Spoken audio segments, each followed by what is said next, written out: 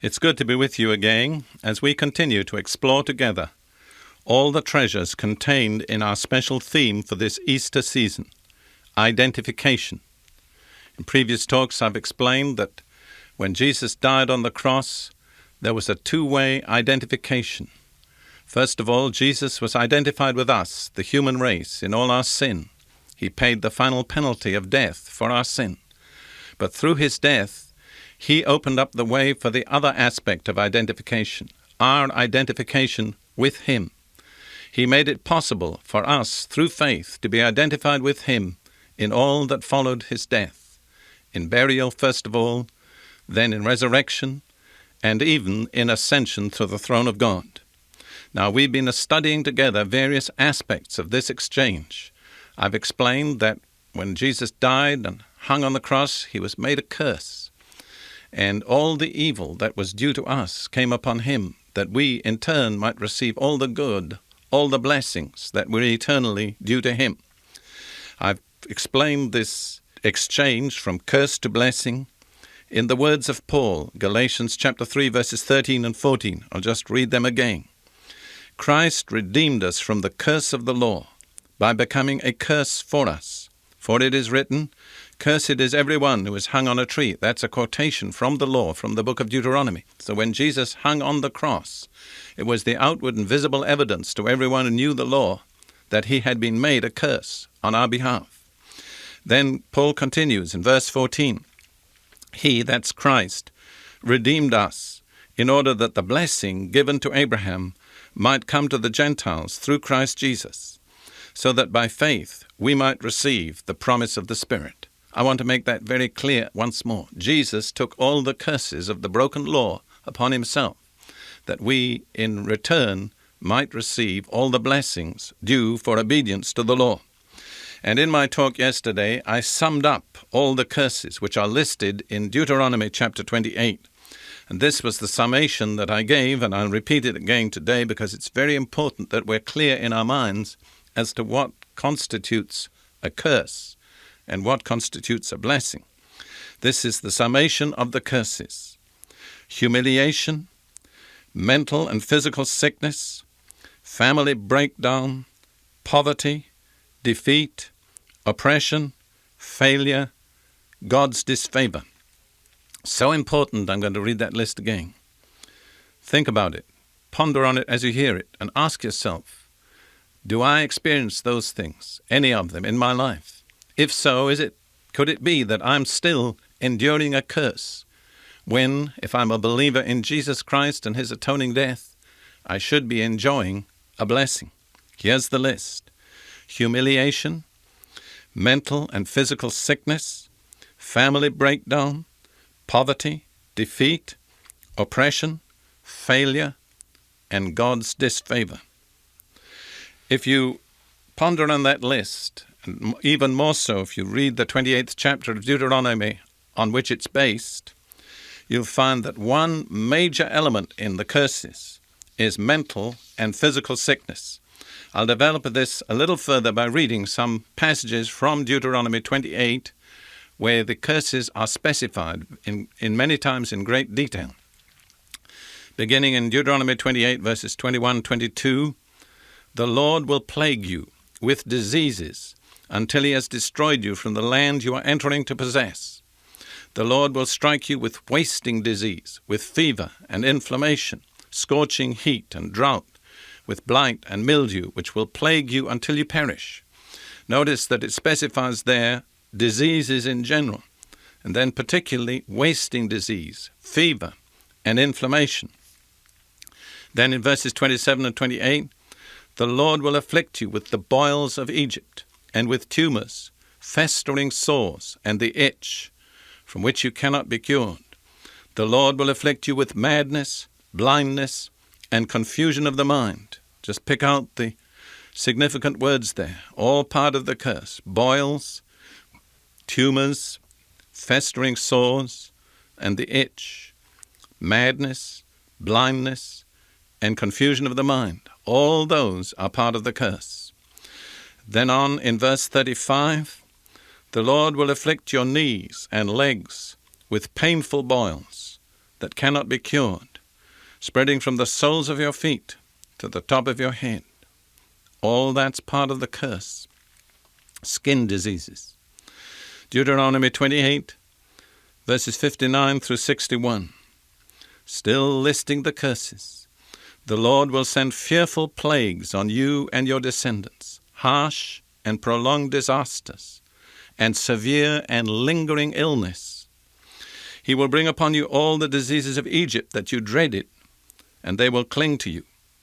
The Lord will also bring on you every kind of sickness and disaster not recorded in this book of the law until you are destroyed. Notice again the items listed there: severe and lingering illness, and then all the diseases of Egypt. And I've lived in Egypt. I've spent more than 3 years of my life in Egypt. Believe me, there are few diseases that are not experienced in Egypt. And it says all the diseases of Egypt. And then it goes on to say, if there should be any diseases not included in that, the Lord will also bring on you every kind of sickness and disaster not recorded in this book of the law. In other words, every kind of sickness, disease is part of the curse. Logically, therefore, and the Bible is the most logical book I've ever read, and I used to be a professor of logic. Logically, therefore, if Jesus bore the curse for us, then he bore our sicknesses, both mental and physical. And sure enough, that's exactly what the Bible declares. We'll look first of all in Isaiah 53, verses 4 and 5. Again, this is the prophetic preview of the sufferings of Jesus on the cross. Surely he, that's Jesus, took our infirmities and carried our sorrows, but the more literal translation is pains. Surely he took up our infirmities and carried our pains. Yet we considered him stricken by God, smitten by him, and afflicted. But he was pierced for our transgressions. He was crushed for our iniquities. The punishment that brought us peace was upon him, and by his wounds we are healed. Notice there it speaks of infirmities and pains. We need to know that infirmities are what we might call congenital weaknesses, like many people have a hereditary tendency to diabetes or to arthritis. That would be an infirmity. A sickness would be the specific condition that we are exposed to through the infirmity. Jesus took our infirmities, our sicknesses, and our pains. He made complete provision. If you look there in that passage in Isaiah 53, you'll see there are 3 words that describe the spiritual, 3 words that describe the physical: transgressions and iniquities, and then peace. That's spiritual. Because Jesus was pierced for our transgressions and crushed for our iniquities, he offers us peace. Then there are 3 physical words: infirmities, pains, and healing. Because Jesus took our physical infirmities, bore our physical pains, therefore he offers us physical healing. All that I've said about the death of Jesus and his provision of healing, which I quoted from the Old Testament, from Isaiah chapter 53, is fully confirmed in the New Testament. The 2 records are absolutely harmonious. We look first of all in Matthew 8, 16 and 17, speaking about the earthly ministry of Jesus. When evening came, many who were demon-possessed were brought to him, and he drove out the spirits with a word and healed all the sick. Notice there's deliverance from physical infirmity and sickness, also from mental and emotional conditions caused by evil spirits. Jesus dealt with all of them. There was nothing he could not handle. And then the inspired commentary of Matthew goes on. This was to fulfill what was spoken through the prophet Isaiah.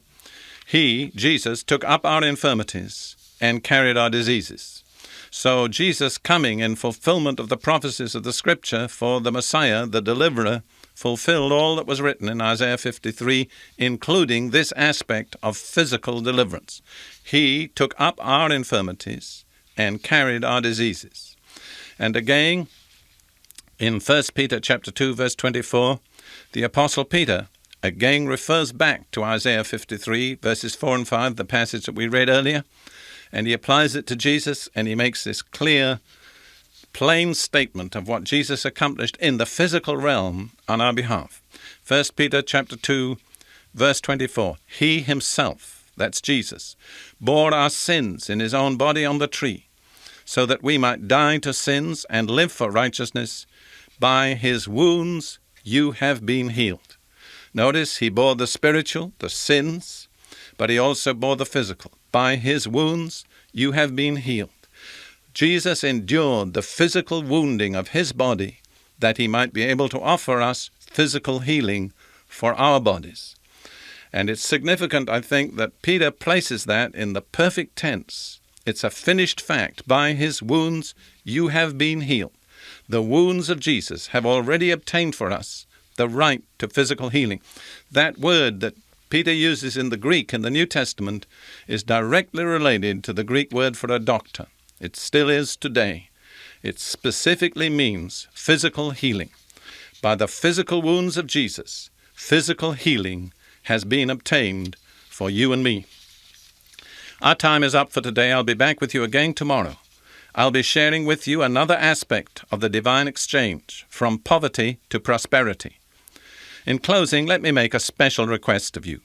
At this Easter season, when we're reminded of our infinite debt to God's redeeming love and mercy, will you help me to continue this radio ministry and all the other worldwide outreaches of my ministry with a special, generous Easter gift? I'm sure you'll understand that the only channel through which I can ask God to supply my needs is you, my fellow believers, especially those of you who've been personally touched and blessed by my ministry.